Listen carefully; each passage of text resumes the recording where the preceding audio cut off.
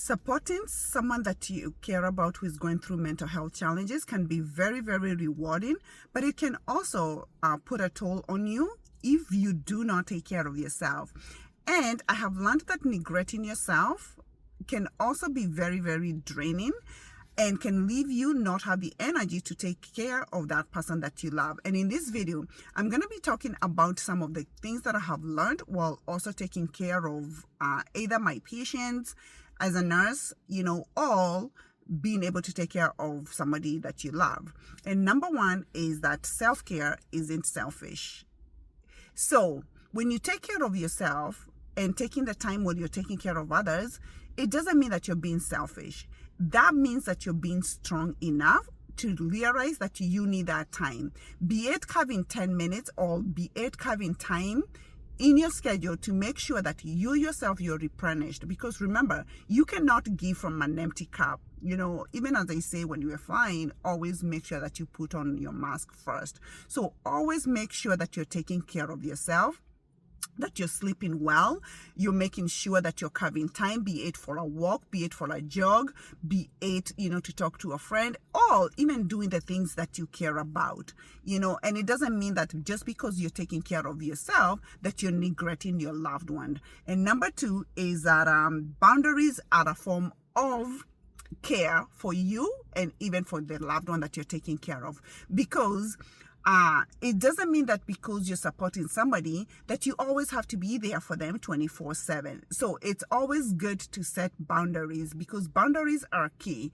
And just because you're setting boundaries, it doesn't mean that you don't care, because sometimes we want to give and give and give and give and give and give, and sometimes we can give ourselves to and drain ourselves. So setting a time and saying, you know what, I'm gonna check on you at such and such a time, or setting boundaries and saying, you know what, we will talk, like this is the time that you're gonna set for yourself to be taking care of this person.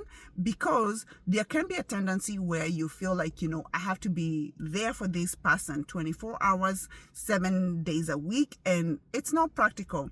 You yourself, you might have a job, you might be working, you might have your own family, you might have other things to do. So do not feel like you have to be there 24/7. So set boundaries, because even the other person that you may be taking care of, they also might need a break from you. It doesn't mean that, because you're taking care of them, that you constantly have to be there for them. They might also need a break, maybe from even you yourself, the caregiver, and they might need and say that, you know what, I need a break from you. I need to take some time off.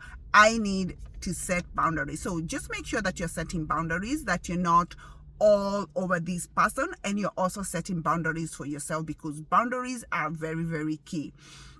Number three is, you also have your feelings, and your feelings are valid too. You might be so overwhelmed by maybe you're taking care of, as for me as a nurse, or taking care of somebody that is dealing with mental health issue.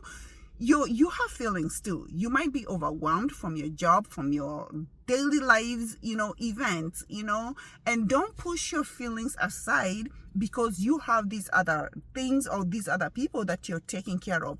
Your feelings are valid too. So make sure you're also checking your feelings, because you want to also make sure that you are okay. Because as I said before, you cannot serve from an empty cup, and you have to put on your mask first. So make sure that your feelings are valid too, and that they're being validated, be it by talking to a friend, or be it talking to, if you're married, to your husband, if you have a sibling or somebody. Make sure that you are venting your feelings, or if you're feeling overwhelmed, just step back, and then you can step back in again, or if you're somebody who believes in therapy yourself too, it's okay to go for therapy and also to go feel like, that you're repressing yourself too. Number four is that you're not responsible for fixing. What I've learned is that you're not responsible for fixing people's or your loved one. You're not responsible for fixing everything for them. Because sometimes we feel like, when we have people that are struggling, that we want to fix them. We want to fix them. We want them to get better. We want to give them solution. We want them to get like, yeah, we're working like fixers. We want to fix. Listen, you're only supposed to be there as a support. You're not supposed to be there as a fixer. So make sure that you're not taking that role of a fixer, that you're not feeling overwhelmed because you know what? You don't have solutions for this person. The only thing that you can do is just be there for them. You know, if they have a therapy, if they have their doctors, if they also have their support system in place, you know, you do your role. Don't feel like you need to, you know, to fix, because when we feel like we want to fix, we can get frustrated because we can see that, you know what, maybe our loved ones or the people that we care about, our coworkers, our friends, they're not getting better. And we can take that responsibility on ourselves and feel like, oh my goodness, what am I doing that is not helping the person that I'm helping get better? So don't take that role as a fixer. You're not a fixer. So just be the support that you're supposed to be.